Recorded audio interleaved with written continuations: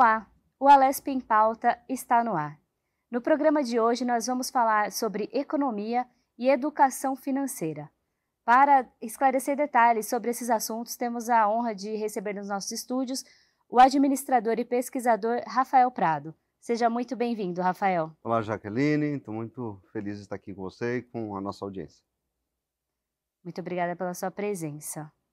Bom, quem já não teve problemas, né, Rafael, sobre a questão que afeta o nosso bolso, né, que é a economia, a educação financeira, essa necessidade hoje. Eu trouxe um dado aqui para a gente iniciar o nosso bate-papo, que segundo o SPC Brasil, 46% dos jovens brasileiros com idade entre 25 e 29 anos estão endividados ou inadimplentes. Só dando um gancho também nesse assunto, nós temos uma lei que foi aprovada aqui na casa, né? A Lei 17.743, que institui o programa Jovem Paulista, que vem a esse encontro, né? Esse programa prevê o ensino sobre dinâmicas financeiras e empreendedorismo nas escolas. Rafael, eu gostaria de iniciar com esse paralelo e perguntando para você qual a importância, né, da gente ter essa educação financeira desde pequeno. Olha, Jaqueline, realmente é um assunto muito importante, né? Se a gente for ver esse dado que você acabou de passar, né, sobre a quantidade de jovens endividados é extremamente alarmante. Só que esse dado ele vai além, né? Se a gente for ver em relação à população brasileira como um todo, quase 80%, especificamente 77% da população brasileira, possuem algum nível de endividamento, sendo que dessa população total, 30% desse valor possui, inclusive, inadimplência, né? Apesar do endividamento, não estão conseguindo pagar as parcelas e assim por diante. E isso vem de uma cultura em que a gente, desde cedo, não tem acesso a informações ou a educação de qualidade no contexto de como que você administra suas finanças, né? Apesar da gente, eu lembro, né, eu estudei em escola pública, poxa, toda a escola, né, todo mundo que já fez ensino médio, ensino fundamental, a gente tem uma série de matérias, matemática, geografia, só que a gente não tem aplicação dessas matérias no contexto de vida. E isso, né, desde 2017, uma série de medidas tem acontecido, né, e inclusive esse programa que foi instituído, ele é muito bem visto e necessário para que a gente comece uma espiral de mudança dessa realidade, que é o quê? Desde pequeno, desde o ensino fundamental, se necessário, né, se possível, aliás, a gente já começar a demonstrar o valor do dinheiro, para que ele serve. E uma frase que eu costumo dizer que é: dinheiro não leva desaforo. O que significa isso? Se você gasta demais, né, o endividamento ele vem principalmente em períodos, digamos assim, onde você gasta demais, além daquilo que você recebe, e não tem condição de continuar pagando, digamos assim, aquelas parcelas, e isso te gera dívidas impagáveis e, consequentemente, muitas vezes acaba prejudicando o seu núcleo familiar. É normal você ter um financiamento, por exemplo, financiamento de casa, normal você ter um financiamento, de repente, de carro, mas só que não é normal, né, a gente fazer isso no tempo errado. Se a gente for ver quanto que é o salário mínimo brasileiro, 1.200, 1.200 e poucos reais, né? Hoje, se a gente for ver, a maior parte da população não consegue ganhar mais do que 3 salários mínimos. E se a gente for ver o contexto de inflação que a gente tem vivido, poxa, na pandemia a gente bateu praticamente 10%, no ano seguinte, em 2022, bateu em torno de 6%, no ano passado, 4,60 e poucos por cento. Então, o brasileiro em si, ele tem perdido o poder de compra ao longo dos anos, e isso não diz respeito a apenas um governo ou outro governo. Isso é histórico. Se a gente for ver nos últimos 10 anos, o brasileiro tem perdido o poder de compra, ele tem, por conta dessa perda de poder de compra, ele tem recorrido muitas vezes a empréstimos, ele tem recorrido a formas de conseguir mais dinheiro para pagar as contas, muitas vezes domésticas, ou desses compromissos que eles, de alguma forma, adquiriram, só que sem planejamento. E nesse momento vem, né, a importância de, quando você tem educação financeira, a primeira coisa que você aprende é planejar as suas finanças, para você saber se cabe, de fato, aquela parcela. Você começa a pensar sobre risco.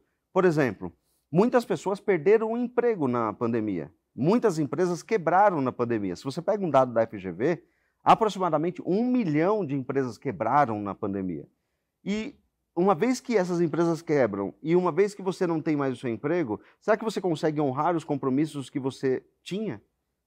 Financeiros, de repente, com o carro, financeiros, de repente, com a escola do filho, financeiros, de repente, com o financiamento da casa? A resposta é não. Então, uma das coisas importantes que a gente tem que começar a pensar é, hoje, né, o que eu estou recebendo, ele é o suficiente para eu conseguir, né, manter a manutenção do meu núcleo familiar? Se não é o suficiente, o que eu posso fazer para gerar renda extra? E aí entra num outro tema que eu acho que é muito importante. A gente até, na hora dos bastidores, estava conversando, né?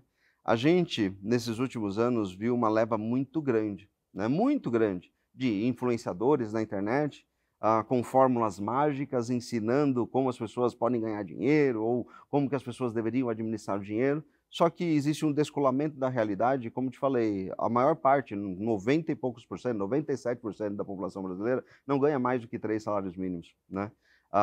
E essas pessoas ensinam essas pessoas a investir, de repente fazer day trade, ou seja lá o que for. Só que muitas das pessoas não entendem que o salário, né, de 2.000, 3.000 reais, uma vez que você tem saco de arroz, saco de feijão, num valor jamais visto antes, se você for ver, por exemplo, 100 reais em 2010 equivale ao poder de compra de 15 reais em 2024, que é o ano que a gente está. Isso significa que o dinheiro ao longo do tempo foi deteriorando. E os 3.000 reais, 2.000 reais, os 1.500 reais que essas pessoas ganhavam em 2010 não têm o mesmo poder de compra hoje. Então, será que essas pessoas de fato têm capacidade de investimento? A resposta é não.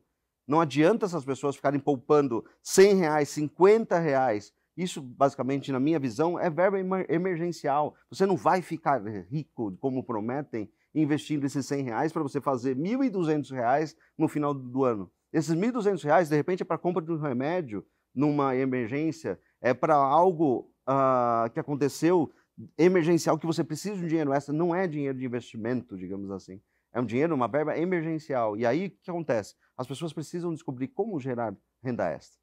Como que as pessoas, de certa forma, começam a ter esse pensamento empreendedor, né? E quando a gente tem uma lei que institui educação financeira nas escolas e educação empreendedora nas escolas, eu acredito que a gente está caminhando para um caminho certo, né? Porque se as nossas crianças não tiverem consciência logo cedo, uma vez que muitas vezes nossos pais, nossos avós não tiveram acesso a essa informação e por isso que às vezes cometeram alguns erros e que hoje, né, estão batalhando duro para corrigir esses erros de endividamentos, eu acredito que quanto mais a gente, de alguma forma, trazer informação de qualidade para essa geração que está vindo, mais a gente vai estar preparado, de fato, para um futuro onde as pessoas terão mais liberdade financeira. Perfeito, é muito importante, né, Rafael? A gente vai falar ainda, vamos deixar ainda para a gente falar mais para frente sobre Claro, essa questão da renda extra, que é fundamental, né? A gente não deixar todos os ovos ali num lugar numa única só, cesta. numa cesta só. Mas eu queria também perguntar para você, essa educação formal, né, econômica, não só para o jovem, Claro. mas também, como você disse, nossos pais, nossos avós não tiveram talvez a oportunidade, né, de ter esse conhecimento. E é fundamental também que eles busquem, né, hoje em dia. Então, eu queria que você falasse um pouquinho sobre a importância dessa formação econômica formal e como que ela pode beneficiar os indivíduos para tomadas de decisões. Perfeito. Olha, Jaque, eu não acredito que todo mundo que eventualmente está nos vendo aqui precisa, de repente, se formar em economia numa universidade, em contabilidade, em ciências atuariais, ou seja o que for. Eu acho que cada pessoa tem a sua aptidão, mas eu acredito que as pessoas, né, dentro das aptidões delas, seja essa aptidão, de repente, ser um psicólogo, um administrador, um médico, um advogado, é necessário você somar conhecimento nesse eixo central, digamos assim, que é a sua vida financeira, né? A formação, para quem é um profissional de campo, com certeza eu sou um dos caras que levanta a bandeira de que eu acredito ainda na educação formal. Eu acredito que é importante, principalmente para você ter disciplina, né? E organizar o conteúdo, o processo de aprendizagem. A gente está num momento tá, histórico, em que muitas pessoas levantam a bandeira falando que, cara, não precisa de faculdade. Só que posso fazer uma crítica aqui? Muitas dessas pessoas que falam não precisa de faculdade, não faz a faculdade, mas também não está sendo autodidata. A grande pergunta é, pega o índice, quantos livros o brasileiro lê por ano? A grande questão é a seguinte, se a gente tem uma população que não consegue ler um livro por mês, pelo contrário, lê lá 4 livros por ano, quiçá, você acha que se a gente não tem uma educação formal, de repente, de fato, indo todo dia para uma universidade, estudando determinadas matérias, para o final de 4 anos ter pelo menos um diploma, mas viu uma série de conteúdos, estudou minimamente horas durante 4 anos, eu acredito que, no mínimo, isso disciplinou a pessoa no processo de aprendizagem. E por que eu estou falando isso? Se você vai, por exemplo, para países desenvolvidos, você vai para a Europa, você vai para os Estados Unidos, eu acabei de ficar um mês agora nos Estados Unidos. A cultura da leitura, a cultura de ouvir pelo menos podcasts de especialistas de campo, ela já está enraizada, mas aqui não. E eu acho que muitas vezes é um desserviço à sociedade quando pessoas, de novo, gurus muitas vezes da internet, levantam a bandeira do tipo, você não precisa de faculdade. Entende isso? Porque muitas das pessoas que eles estão influenciando são crianças de 10 anos, de 12 anos, que crescem com alguém batendo na tecla, o influenciador favorito dele de 16 anos, de 18, de 20, que está eventualmente ganhando dinheiro na internet, com o YouTube, seja lá o que for, incitando esse pessoal. Eu acredito sim na nova economia, tem espaço na nova economia, mas só que muitas vezes é colocado de uma forma incorreta, a não necessidade de formalidade do ensino. E eu acredito que é necessário para uma sociedade indisciplinada. Infelizmente, o brasileiro, ele é indisciplinado. Por isso essa puxada de orelha, sabe? Uma vez que existe a disciplina, independente do campo que você trabalhe, né, eu acho que é importante, eventualmente, que seja ler livros sobre educação financeira. Você tem desde autores brasileiros muito bons, por exemplo, um Gustavo Cerbasi, que ficou muito conhecido na época com um livro chamado Casais Inteligentes Enriquecem Juntos, da editora Gente. Há outros novos autores, por exemplo, inclusive internacionais, como o Robert Kiyosaki, com o livro Pai Rico, Pai Pobre, que fala exatamente a mentalidade em relação ao dinheiro dentro de um núcleo familiar de uma família rica versus um núcleo familiar de uma família pobre. E eu acho que vale até a pena, né, estender duas grandes diferenças aqui quando eu cito o Robert Kiyosaki.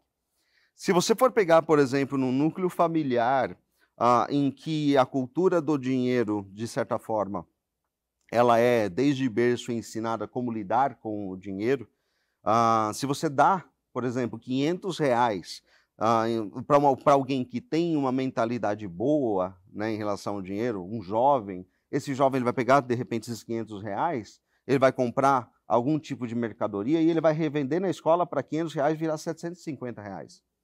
Só que se você não tem essa mentalidade muitas vezes de ver a capacidade de multiplicar o dinheiro antes do usufruto do prazer, o que você vai fazer? Você vai pegar esses mesmos R$ 500 e comprar em alguma mercadoria para uso próprio. Um exemplo claro é, muitas pessoas se recebem R$ 10.000 e de repente tem uma renda média de R$ 2.000 por mês, esses R$ 10.000 que é 5 vezes a renda média mensal dessa pessoa, ela vai pegar esses R$ 10.000 e vai comprar um iPhone 15. Será que a pessoa precisa desse iPhone 15? Será que ela não poderia pegar esses R$ 10.000 e de repente multiplicá-lo com algum tipo de empreendimento? Entende isso?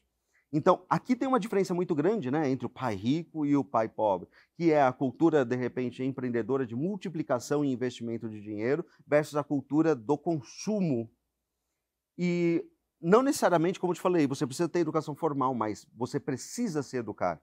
Você precisa ler mais, porque se a gente for colocar, imagina o corpo humano. A gente tem 2 órgãos principais. A gente tem o cérebro e a gente tem o coração. O coração, ele bombeia o sangue e o cérebro ele é responsável por todo o pensamento, por todos os impulsos elétricos.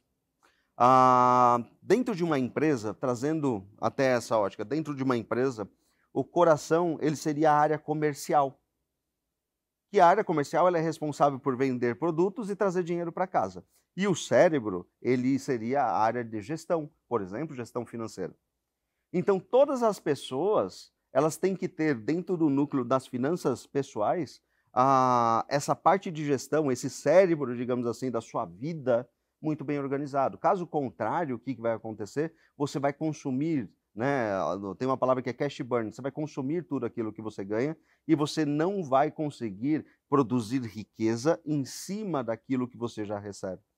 Então, né, eu recomendo fortemente, eventualmente você não quer se tornar um economista, não quer se tornar um contador, tá tudo bem, mas só que invista, né, que seja R$ 20, R$ 15 para comprar um livro de educação financeira.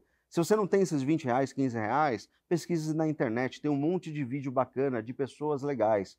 E aí uma coisa que eu falo é o seguinte, né? Mas Rafa, até agora você estava criticando os gurus digitais. Existem gurus digitais que vendem produto para eles ficarem ricos, te prometendo riqueza, mas existem especialistas. Existe, por exemplo, um Ricardo Amorim, que é um grande economista. Existe, por exemplo, quando eu te falei, o próprio Gustavo Cerbasi, que é um grande cara da educação financeira. Existem uma série de pessoas de respeito que você pode seguir, que você pode comprar um livro que custa, como eu falei, R$ 30, R$ 25 e aprender um pouquinho mais, né? Independente da sua área de atuação. Perfeito. Alguns caminhos aí para o pessoal de casa, né, poder buscar.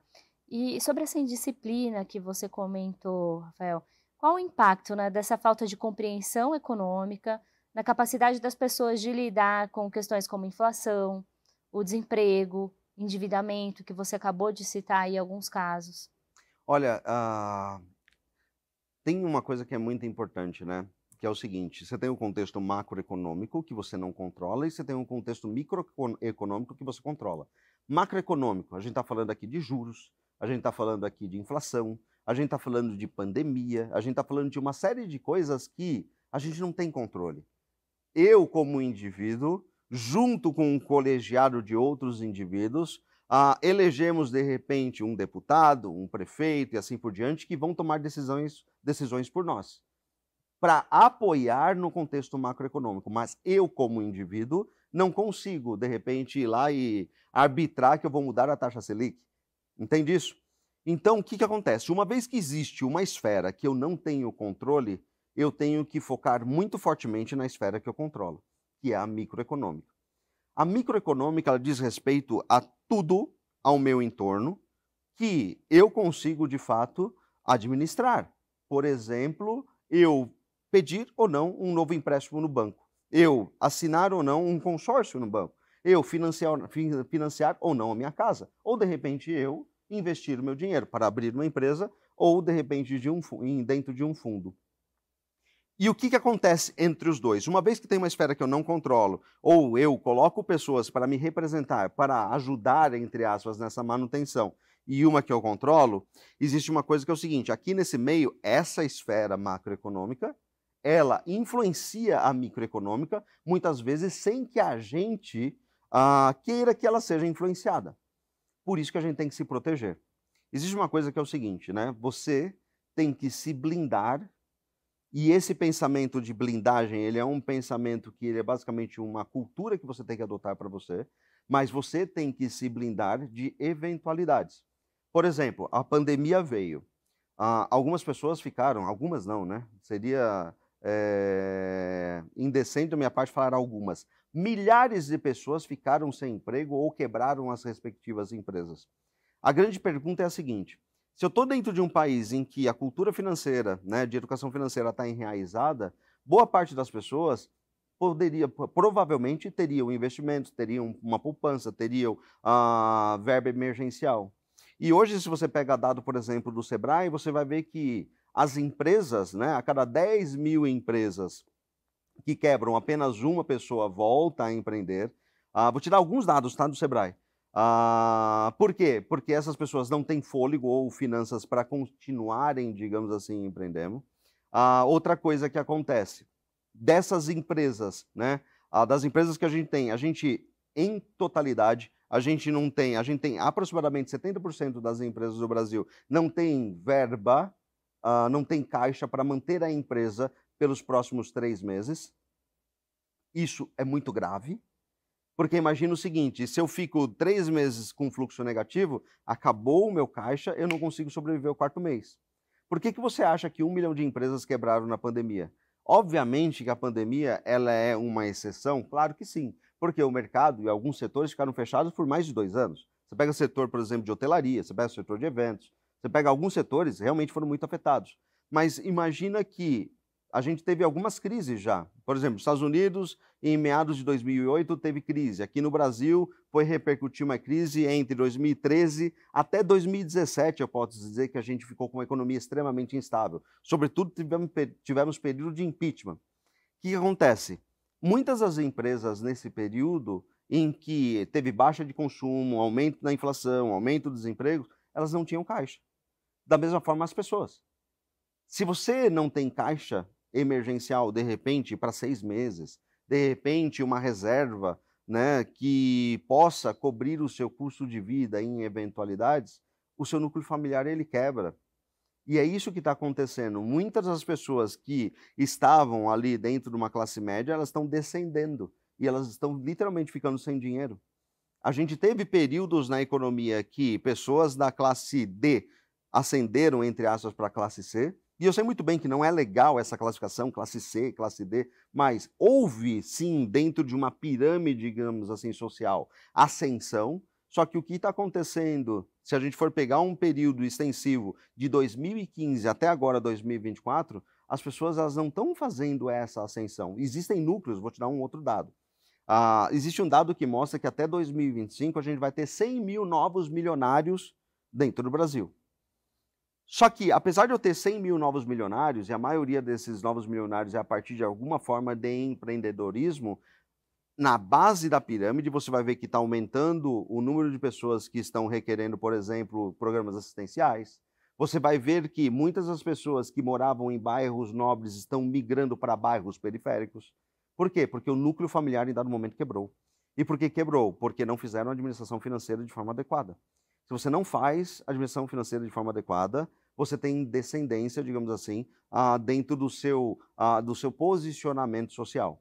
E o que a gente quer? A partir de programas, legislações que insiram educação empreendedora, educação financeira nas escolas, e essa informação que a gente está passando nos mais diversos veículos é levantar uma bandeira para preste atenção nas suas finanças. Não... Uma coisa que acontece é o seguinte, eu chamo de impressionismo de mídia social. Hoje, pelo impacto das mídias sociais, parece que todo mundo é mais bonito, todo mundo é mais rico do que você, todo mundo é mais feliz do que você, e isso incita o consumo desenfreado. Porque você quer provar para alguém, além do seu núcleo familiar, que você também pertence àquela casta. E isso é extremamente errado.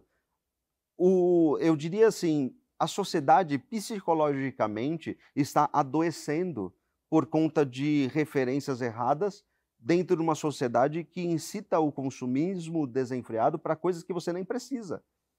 Como que eu te provo isso? Tem um monte de gente que está nos assistindo e eu acho que nós mesmos já fizemos isso. Quantas coisas você vai no supermercado, de repente você compra, porque você viu dentro de uma propaganda, você acha que vai ser legal, só que você usa 2 vezes e nunca mais usa. E às vezes essa coisa custou R$100, custou R$200, você usa uma vez. Valeu o investimento? Não. Por quê? Porque você precisa ter.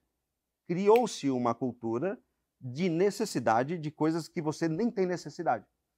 E aí, então, eu acho que chegou um momento para, de novo, a gente reavaliar a nossa vida sobre ser mais minimalista e ter efetivamente aquilo que é necessário.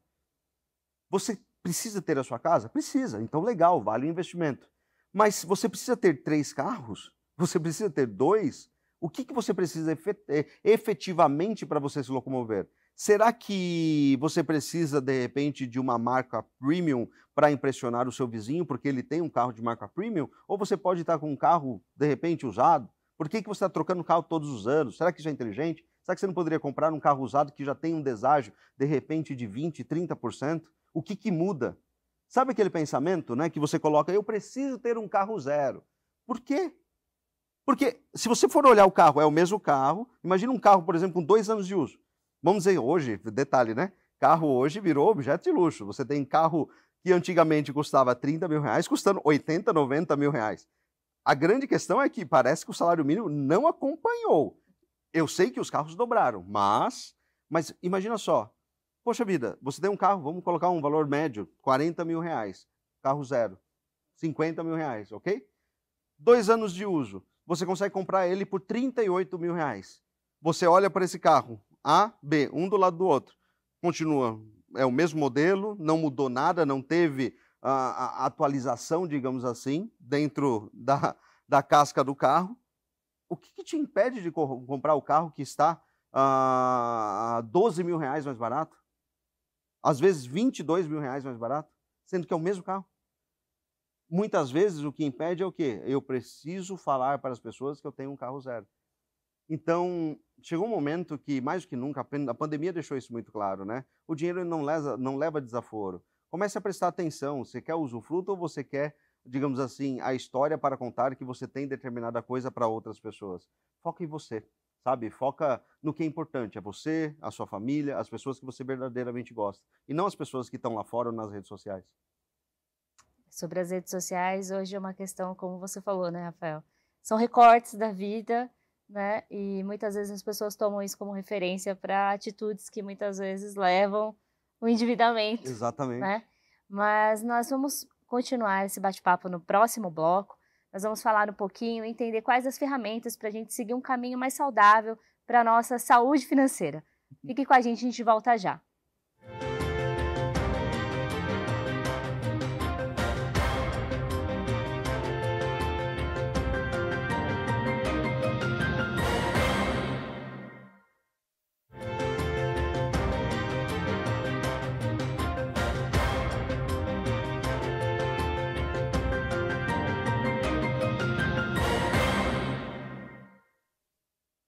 Estamos de volta com a Lesp em Pauta. No programa de hoje a gente está discutindo sobre economia e educação financeira com o administrador e pesquisador Rafael Prado.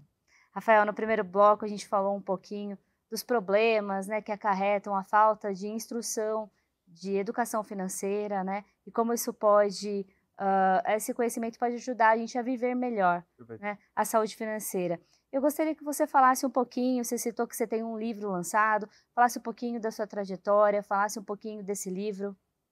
Sabe, já que às vezes fica um pouco distante, né? As pessoas olham, poxa, ele é empresário, ele de repente é pesquisador em alguma grande universidade, por isso que ele consegue administrar as finanças e falar desses assuntos. Mas o meu passado não corroborava para a história que eu estou contando no presente, né? Eu vim da periferia de Mauá, estudei em escola pública, meu pai era metalúrgico, minha mãe dona de casa, então eu saí de um ambiente cujo núcleo familiar não ganhava mais de R$ 2.500, tá?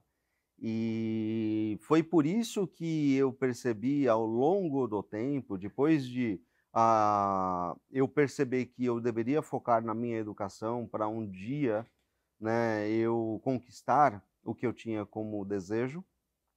Foi por isso que as coisas deram certo, né? Foram decisões certas em momentos certos dentro de um ambiente adverso. Apesar de eu vir da periferia, para você ter noção, né, meu primeiro emprego eu ganhava com carteira assinada, tá? R$ 300,98 centavos, como monitor dentro de uma escola de inglês. E eu não imaginava, né, que no futuro, de repente, eu ia me tornar empresário. Aliás, as pessoas, eu acho que muita gente aqui já ouviu isso. Eu ouvia, para de inventar moda, Rafa. Ser empresário são para pessoas ricas, isso não é para você. Se coloca no seu lugar, olha de onde você está vindo, para de querer sonhar coisa que não é para você. Então, eu ouvi muito isso, né? E eu vim de um ambiente que tinha muito preconceito de pessoas que eram líderes, que eram, de repente, gestores. Tem uma história do meu pai. Meu pai, ele me conta uma história. Meu pai é falecido já. E, inclusive, a grande virada da minha vida acontece depois que meu pai falece. E aí eu tomo decisões realmente mais duras, porque eu precisava cuidar da minha mãe. Mas eu lembro de uma história dele que ele conta o seguinte. Por volta dos 40 e poucos anos dele, ele tinha sido chamado, né, pelo chefe dele para ele substituir o chefe. Né? Ele falava, cara, você é o melhor profissional aqui. Ele trabalhava numa metalúrgica ele era técnico de controle de qualidade e aí era para ele ser gerente, né, da seção. E aí, então, ele ficou com aquilo na cabeça, só que ele negou a promoção. Ele preferiu receber o salário, mas ele não queria aumento de salário, mas ele não queria se tornar gerente dentro da linha de sucessão. E por que ele fez isso? Porque naquele tempo ele me explicou que é o seguinte, ele e os amigos de sessão detestavam as hierarquias. Então ele não poderia se tornar aquilo que por anos eles metiam um pau. Entende isso? E aí, anos após, quando ele tinha quase 60 anos, ele falou, cara, eu bloqueei a minha ascensão, que era algo que eu poderia fazer para melhorar nossa qualidade de vida ali. Por quê? Por causa do ambiente, por causa dos outros. Eu não queria me tornar algo que me influenciaram a pensar que não seria bom para mim. Eu não queria perder os meus amigos da época. Uma coisa que eu quero falar é o seguinte. Você que está nos assistindo, em dado momento vai ter que tomar decisões duras. E muitas vezes você não vai ter apoio de amigos, não vai ter apoio de família, mas você tem que seguir aquilo que você deseja, os seus sonhos. Mesmo que seja contrariando tudo e todos. Por quê? Porque essa vida é uma só. E se você não se tornar a melhor versão de você, quem vai se tornar? Não é ninguém lá fora. Eu passei por algo parecido quando eu entendi que eu precisava focar em mim. Eu perguntei para minha mãe, mãe, qual que é a melhor faculdade que tem? Ela falou que era a USP. Aí eu falei, então eu vou entrar nessa tal de USP. Cara, a primeira vez que eu prestei a USP eu não passei, eu fui passar na segunda vez. Quando eu passei, eu lembro que naquele semestre que eu passei, meus amigos, eles viravam para mim e falavam, vixe, mano, você não é mais do bando, agora tu é playboy. Olha que loucura. Em vez das pessoas que me acompanharam, que sabiam que eu tinha vindo da periferia, eu pegava ônibus da minha casa até o centro, eu pegava trem do centro de Mauá até São Paulo. Cara, eu gastava coisa de 2 horas e meia, né? Acordava às 4h30 da manhã para eu chegar no horário da faculdade. E eu tinha virado playboy só porque eu tinha conquistado algo que os outros não tinham conquistado.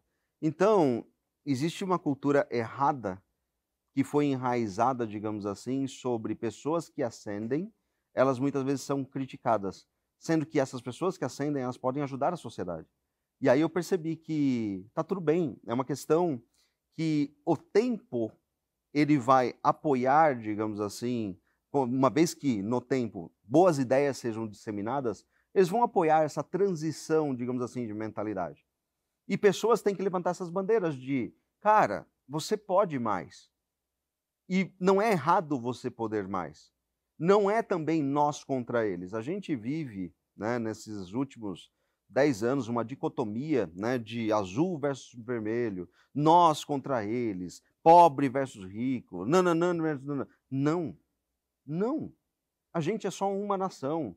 E quem de repente tem um pouco mais hoje pode ajudar quem tem um pouco menos. E quem tem um pouco menos também pode ajudar quem tem um pouco mais, desde que essas pessoas comecem a dialogar. A falta de diálogo e essa batalha que se instaurou é extremamente pejorativa para isso daqui, ó, essa bandeira que está aqui, a bandeira da nossa nação. Somos uma única nação, que ambos os lados têm coisas positivas. Temos que focar no social, temos que focar também no desenvolvimento da economia, temos que ter empresários para muitas vezes tomarem o risco, da mesma forma que a gente tem que ter trabalhadores para fazer a coisa acontecer. Ambos se complementam, são parte de um único jogo. Só que parece que isso está se perdendo, sabe? E a gente tem que reunir e reunificar isso, porque nós dependemos uns dos outros. Nós somos um só como núcleo, sabe? E quando você vai para... Eu viajei quase 30 países. E eu já fui para países muito pobres, tá? Já fui para o Vietnã, já fui para Filipinas, que existe coesão de sociedade e baixa violência. Isso é muito de se pensar, inclusive, porque a gente tem uma diversidade muito grande no Brasil e existe, sim, uma dicotomia social gigantesca, mas a violência no Brasil era muito alta. Eu já fui para países muito pobres que a violência não era alta. Então, isso diz respeito ao quê? Culturalmente, eu acho que a sociedade ela não pode estar em guerra. Pelo contrário, a gente, de alguma forma, tem que se ajudar. E eu decidi, de alguma forma, ajudar a sociedade a partir da disseminação da educação. Eu acho que o que muda um país são boas ideias, são pessoas dispostas a aprender e abertas a ouvir, sabe? Se a gente conseguir fazer com que as próximas gerações dos nossos jovens, eles estejam mais abertos a aprenderem coisas novas e entender que existem outros caminhos, né? Eu acho que o mundo ele pode mudar, sabe? Com certeza. Rafael, a gente estava falando um pouquinho no primeiro bloco sobre os desafios, né, da falta de educação financeira. E você comentou duas coisas. Um é a renda extra, que eu gostaria que você Perfeito, falasse um pouquinho. E outra na questão do empreendedorismo, que vai muito ao encontro da renda extra hoje em perfeito. dia, né? Você comentou que aí vai ter uma ascensão de pessoas milionárias no país, né? Que a maioria 100 mil está no novos até ramo do 2025. empreendedorismo. E vendo ao encontro também desse projeto de lei que foi aprovado aqui na Lesp, né? Que institui aí o ensino sobre educação financeira e empreendedorismo nas escolas. Eu gostaria que você falasse a importância, pessoal de casa, sobre essa questão, sobre a renda extra, principalmente. Qual que é a importância hoje de se ter uma renda extra? Claro. Olha, muito se fala, né, hoje sobre investir dinheiro, mas só que como podemos investir uma vez se a gente não tem dinheiro suficiente para sequer pagar as contas, né? Isso a gente entra numa espiral sem fim e a resposta é: se você deseja investir dinheiro e o seu dinheiro hoje ele não é necessário sequer para você pagar as suas contas, você precisa gerar renda extra. E não existe forma de você gerar renda extra que não seja empreendendo algo, tá? Então, na minha visão, né, qual que é o melhor investimento que você pode fazer? Eu estava até brincando, né? Eu lembro que no meu bairro tinha a tia do Yakult. Ela comprava Yakult por um valor menorzinho e ela vendia no bairro com aquele carrinho por um valor maior e ela tirava, digamos assim, a renda dela mensal. A história da tia do Yakult mostra uma empreendedora do bairro. Assim como vários outros empreendedores, um camelô é um empreendedor, entenda isso, né? E não coloca aqui o mérito, ele está vendendo coisa errada, falsa. Cara, o ponto não é esse, né? O ponto é a atitude de você comprar algo com um valor e colocar um valor agregado nesse algo que você comprou, é uma atitude empreendedora. Da mesma forma que também é uma atitude empreendedora, se de repente você trabalha hoje no mercado, de repente você é sacoleiro no mercado e ao longo dos anos, conforme o tempo vai passando, você se torna, de repente, o gerente, tá? Isso é uma atitude empreendedora. Empreender, ela diz respeito, né, um verbo de ação, diz respeito a você criar coisas. E, na minha concepção pessoal, diz respeito também a você sempre se tornar uma versão melhor de você mesmo. Você sempre buscar algo a mais, você não estagnar, você não ficar parado.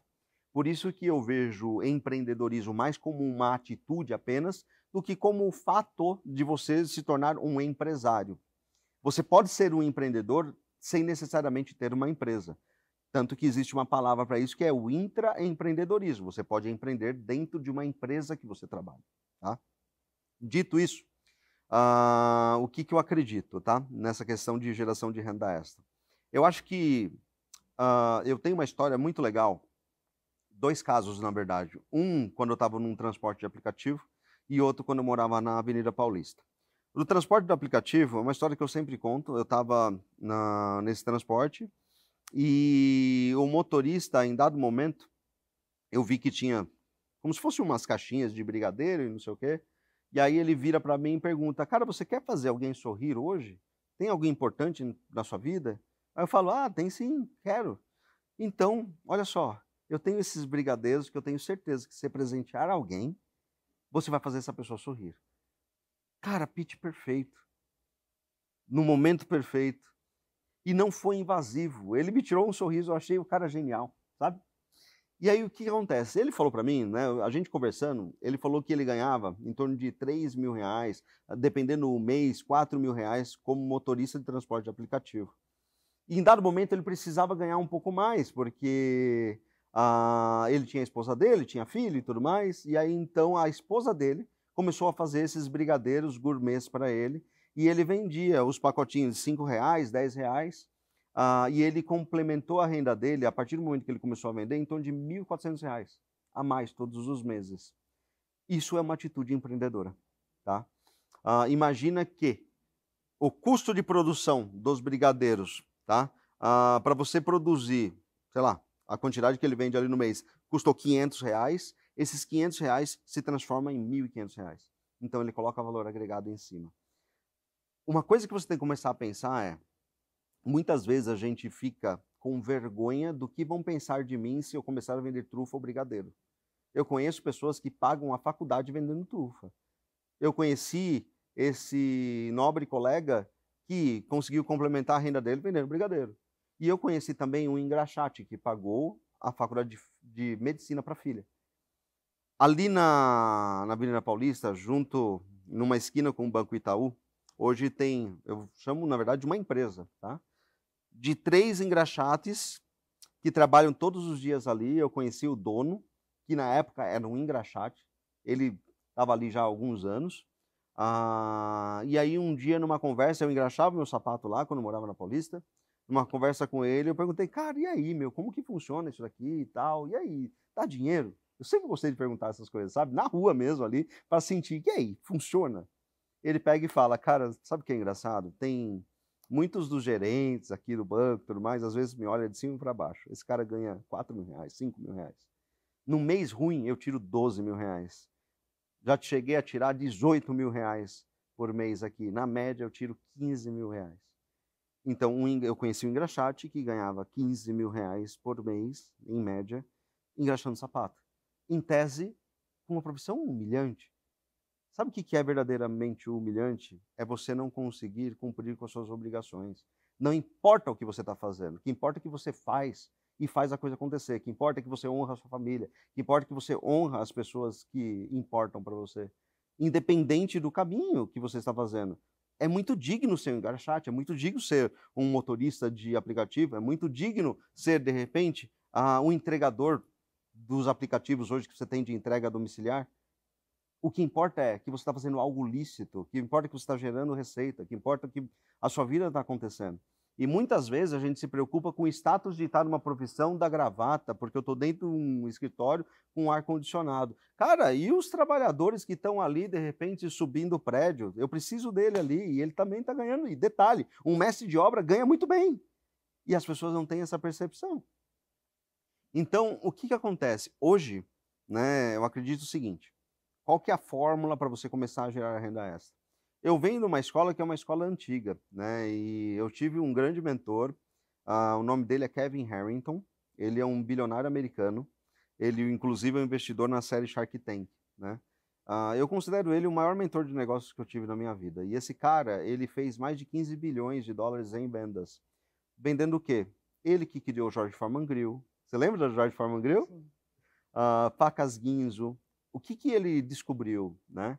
Ele descobriu o poder de produtos que, de fato, solucionavam problemas, e ele descobriu o poder das ofertas poderosas para gerar diferenciação em relação às outras pessoas. Você pode fazer um brigadeiro, mas qual que é o seu diferencial? Sabe? Brigadeiro, quando a gente pensa em brigadeiro, a gente pensa naquela bolinha preta, não é? Com o granuladinho de chocolate. Só que você pode ter um brigadeiro, de repente, de leite ninho, você tem brigadeiro gourmet, sabe essa palavra? Gourmetizar determinadas coisas, cara, pode gerar para você um diferencial. Esse colega do Uber, ele tinha brigadeiros coloridos, de vários sabores. Ele tinha, eu lembro, era até incita o sabor da infância, ele tinha brigadeiro de Nesquik. Você lembra daquele de morango rosa? Cara, então o que acontece? Né? O que você pode fazer para agregar valor em algo que você pode ofertar e resolver o problema de alguém? Muitas vezes é assim, né? Você investe R$ 500 para você comprar, de repente, sacos de pipoca, aí você vai no Farol, esses R$ 500 em uma semana viram R$ 1.000, porque cada pacotinho de pipoca ali você comprou a R$ 1, só que você está vendendo a 2. O que você pode comprar hoje por R$ 1 que você consegue vender por 2? Vou dar um outro exemplo para você. Tudo diz respeito à ocasião e à praça. Isso é uma regra de marketing. O que significa isso? Se eu for no supermercado hoje e eu vou comprar uma garrafinha de água, essa garrafinha de água custa R$ 1, R$ 2. Só que se eu tiver lá no jogo do Timão, do Coringão, vai Corinthians, se eu tiver no Itaquerão, ou se eu tiver, de repente, em qualquer estádio, no Morumbi, no Allianz Parque, no jogo do meu time do coração. Cara, eu pago R$10 na água. Isso é praça. Então, se você escolher bem o produto que você está comprando, tendo preço de compra e a praça certa para você vender, você consegue ter uma margem ali. E não existe, desde os caras que eu conheci, vários deles, né? Se você for ver na ótica do varejo, não existe forma de multiplicação financeira que senão pelas vendas. Inclusive o Kevin, ele tem uma frase que ele fala, fica rico quem vende. De fato, vai ficar rico quem vende alguma coisa. Seja muitas vezes vendendo a hora a tempo, em troca a partir de, sei lá, você está trabalhando dentro de uma empresa, às vezes você é um CEO de uma empresa, um gestor, um analista, você está trocando horas ali e está recebendo por isso, seja a partir de mercadoria. Então, a dica que eu dou é o seguinte, né, do que você faz hoje, na empresa que você trabalha, será que você poderia trazer algo a mais e vender para as pessoas da sua seção, as pessoas do seu escritório? E de repente, se começa a dar certo, de repente é só você focar naquilo e expandir, colocando outras pessoas para trabalhar. Aquele meu colega engraxate, o que ele fez? No momento que ele estava dando certo, ele percebeu que aquela esquina ela era muito forte. Ele trouxe outros engraxates que trabalhavam sozinhos para trabalhar com ele. E eles dividiam, meio a meio. Ele era o dono do ponto, ele colocou 3, 4, hoje deve ter mais que isso, inclusive trabalhando ali. Ele cresceu o negócio dele, de certa forma, dando um bom ponto comercial para as pessoas, enquanto essas pessoas também cediam hora de trabalho para ele. Então, o segredo é, que produto você pode começar a vender hoje, que você investe R$1, R$5, R$10, e você multiplica pelo menos em 2 vezes, e uma vez que isso dá certo, quem que você pode trazer para te ajudar a distribuir em termos de venda isso? Por que eu estou falando dessa forma simplista? Porque muitas vezes, quando a gente pensa em empreender, em se tornar empresário, a gente pensa em algo extremamente complexo, tem que abrir uma empresa, tem que ter um mega escritório, eu não tenho dinheiro para isso. Eu lembro, as pessoas apontavam um dedo para mim, isso não é para você, isso é para pessoas ricas. Por quê? Porque as pessoas pensavam, cara, você não tem dinheiro para você começar uma empresa. Calma, eu tenho conhecimento e eu tenho brincando R$100. Entende isso? Então, se você tem conhecimento, se você tem disponibilidade e vontade e R$100, você pode começar a empreender. Ótimas dicas aqui do Rafael. Rafael, a gente falou um pouquinho, né, essa cultura de empreender, o brasileiro está conhecendo cada vez mais isso. Qual a importância de criar, por exemplo, legislações que incentivem isso, como essa que a gente acabou de citar? Cara, vou te contar uma coisa, né? Eu tive um contato bem bacana com o atual ministro do empreendedorismo, que é o Márcio França. Inclusive, ele está fazendo um trabalho muito interessante, porque antigamente a gente não tinha um Ministério do Empreendedorismo para cuidar das PMEs, né? A gente sempre teve, né, o Ministério da Indústria, Comércio e Serviços, só que já tem olha, vou te falar, praticamente 2 décadas que a gente criou legislação para MEI, e aí então a gente criou o Simples Nacional. Só que eu acredito no quê? Eu acredito que a gente precisa de atualizações e a gente precisa incentivar o pequeno empreendedor. E como que a gente se incentiva, né? A partir de programas de governo, vou dar um exemplo para você. A gente não tem o Bolsa Família para pessoas que estão na margem da pobreza? A gente tem.